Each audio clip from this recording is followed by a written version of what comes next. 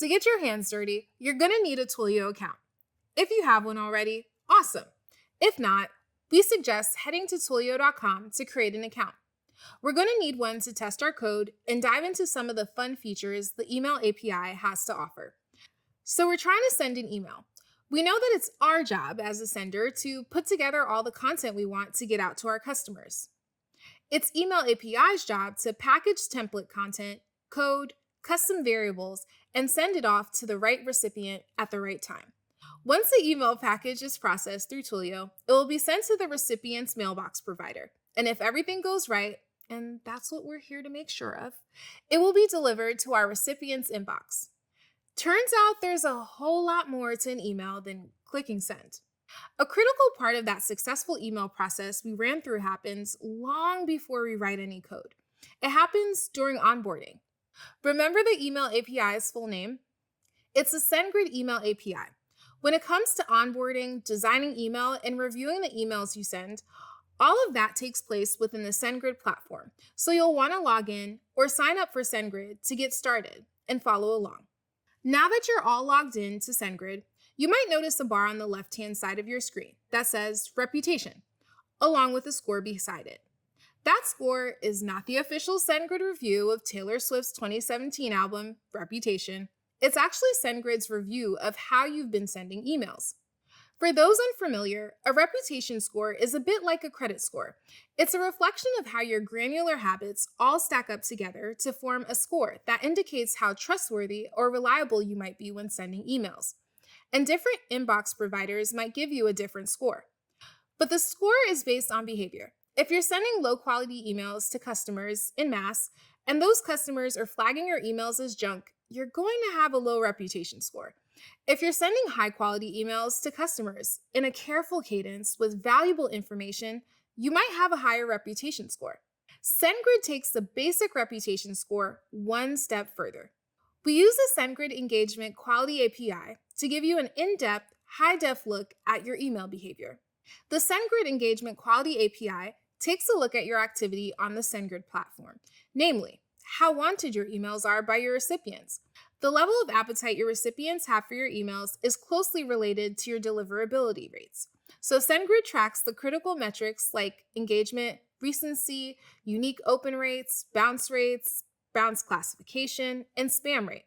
It crunches all that data to show you how wanted your emails are. That's reflected in your SendGrid Quality Engagement Score. The more you know about how your emails are performing, the more you can dial in on your best practices to boost deliverability rates and connect with your users. Speaking of those users, we should send them an email. But before we get to writing code and testing out this email API, you should have a few concepts down.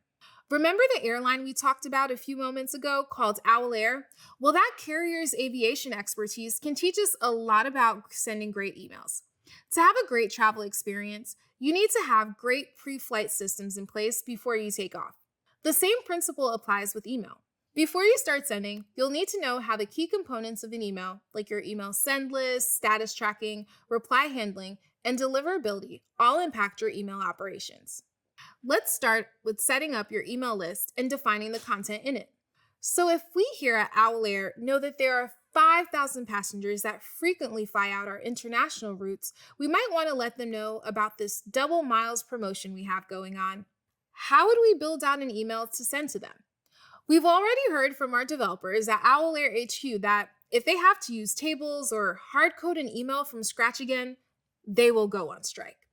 We have heard them loud and clear. That's why we switched things up and went to SendGrid. With SendGrid, you can use a tool called the Template Builder.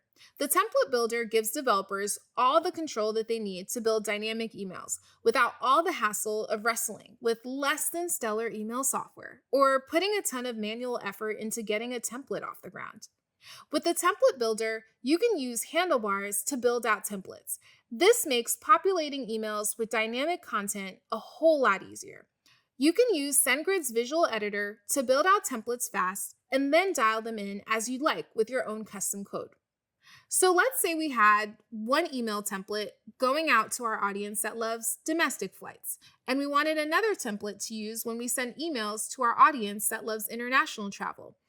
This template features more pictures of our international destinations to stoke interest. With SendGrid's email template builder, we can flip a switch and switch from one template to another. It's that simple, and it's that powerful. And most importantly, we can control everything about this with code. Odds are, the more personalized or tailored your content is, the better it will perform. Imagine your email like a conversation between you and a friend of a friend you were just introduced at a dinner party. Your conversation is going to go much more smoothly if you share a few of the same interests that are personal to you. Maybe that's a shared hobby or being fans of the same sports team. What matters is that the content of your conversation is personal to you both. The best emails not only feature content that is relevant and personal to the recipient, they also feature dynamic content that makes that email even more bespoke. SendGrid has thousands of custom parameters you can use to personalize your emails. From custom name variables you can use to greet customers by their first name to custom templates and more. Let's say that we send a flash sale email to both our domestic and international travelers. Afterwards, we probably want to make sure that email was sent successfully. We're skipping ahead here, just to illustrate the power of code when it comes to managing and scaling email for airlines with SendGrid. By using the event webhook, you could receive the raw data from the delivery event as well as engagement data. You can grab statistics like overall deliverability rate, engagement rates, and bounce rates just by making an API call. All of this data helps you be more in tune with how your passengers are responding to your emails, so you can iterate your content and email strategy to send more relevant, quality emails. You can even do it in real time. Let's say that when we sent that flash sale email, we wanted to see how it was performing in real time. We can do that.